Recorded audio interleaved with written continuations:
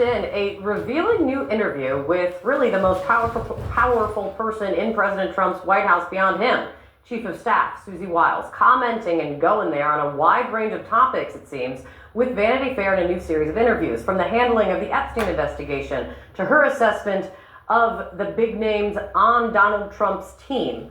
Let's get to CNN's Elena Treen, who's at the White House.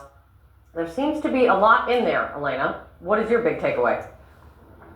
I mean, look, I've covered the president, and I've also covered Susie Wiles for years now, Kate, and this is one of the most candid interviews and stories that she's offered, interviews she's offered really from the entire time I've done that. This is incredibly candid, some of the things that she was admitting, because I will tell you too, Wiles is someone who often likes to operate kind of in the shadows and quietly. She doesn't like to draw attention to herself, and that's why I think some of what people are waking up and reading this morning is so stunning to hear about. But let me get into some of the main things that I found very notable from what Chris Whipple, who worked with Vanity Fair, detailed from their conversations. One is that Wiles referred to President Trump as someone having a, quote, alcoholic personality. She also talked a lot about the vice president, J.D. Vance, someone who I should note, had this conversion that Whipple noted as well from never Trumper to a MAGA acolyte. Susie Wiles essentially said that change, that conversion has been, quote, sort of political. And she said the vice president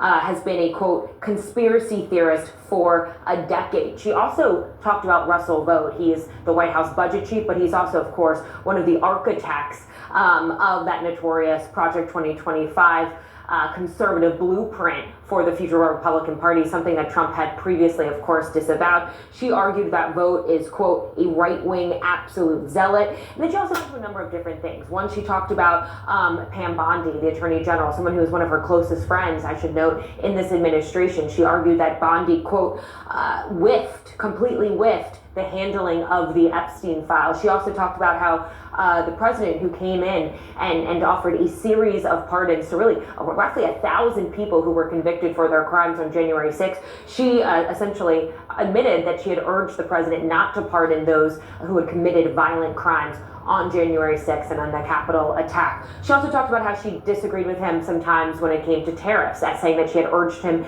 to delay some of the tariffs that he ultimately announced. And it goes on. There's a lot of other areas where she kind of talks about kind of disagreeing with him, but also ultimately her role is as a facilitator rather than, past White House chiefs that we've seen, notably people like John Kelly during the president's first administration, who at times tried to hold him back.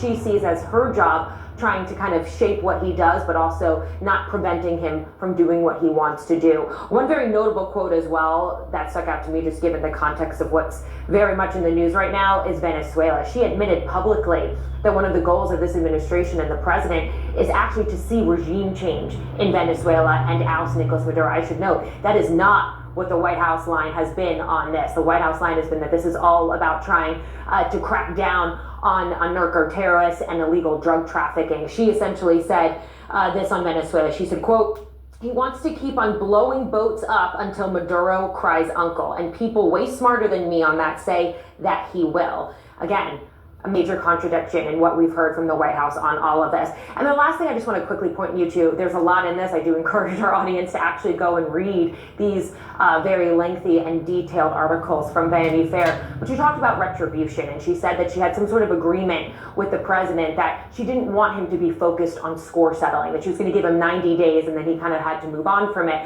But she also acknowledged that some of the recent indictments we've seen against some of the president's political foes, people like the former FBI Director James Comey or the New York Attorney General Letitia James, both people who we've seen this Trump administration now bring indictments against, she admitted that, that kind of is political. She said the Letitia James indictment specifically, she said that one you could call retribution. And so incredible stuff in here from Wiles, who again, one of the most powerful people, if not the most powerful person in this White House, apart from Trump, being very, very candid in this interview, Kate.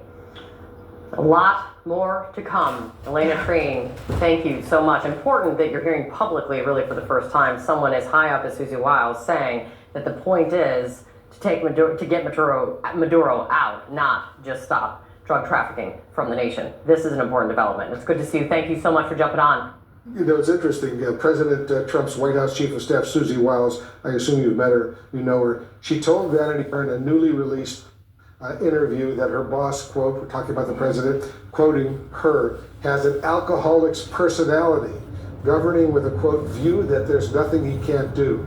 President Trump famously does not drink, and Wiles herself grew up with an alcoholic father. Wiles is now calling this a hit piece. How do you respond to that long interview she gave to Vanity Fair? I didn't see that clip. I saw some other ones about Ukraine that she said about the president.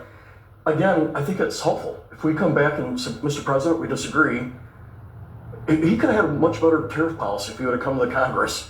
There's some tariffs I would have supported, but tariffs against 80 countries, for example. It's really hurting agriculture in Nebraska. And so he would be better off if more people spoke up, gave him honest feedback, and it would stop him from doing some of the most the zany things out there that he does. And this comments on Mr. Reiner, they were just ugly. Sure. And we're better than that. And okay, I expect it from some people, normally at a bar or something, but not the President of the United States, right? We expect better. But how hard is it for a Republican to speak the truth, push back against Trump, and actually stay in office and not be primaried and not be the subject of the MAGA machine online? And I mean, I've had 4 primaries, and the last 2 times from the right, there was a lot of focus. I wasn't loyal enough to Trump. I would have probably not run again earlier because there's other things I want to do in life, but I wanted to prove a point in our district that the majority supports common sense, decency, Reagan conservatism, and so I stayed in an extra run or 2 just to prove I don't know what you want to call them, the far right or the Trump loyalists, that he can do no wrong, that crowd. And I wanted to run just to prove a point that the majority want decency and more of a Reagan Republican ideology. So 5 times is enough. You're ready. I'm ready for doing something else. All right. Well, thank you for all of your service, Congressman Don Bacon. Thank you.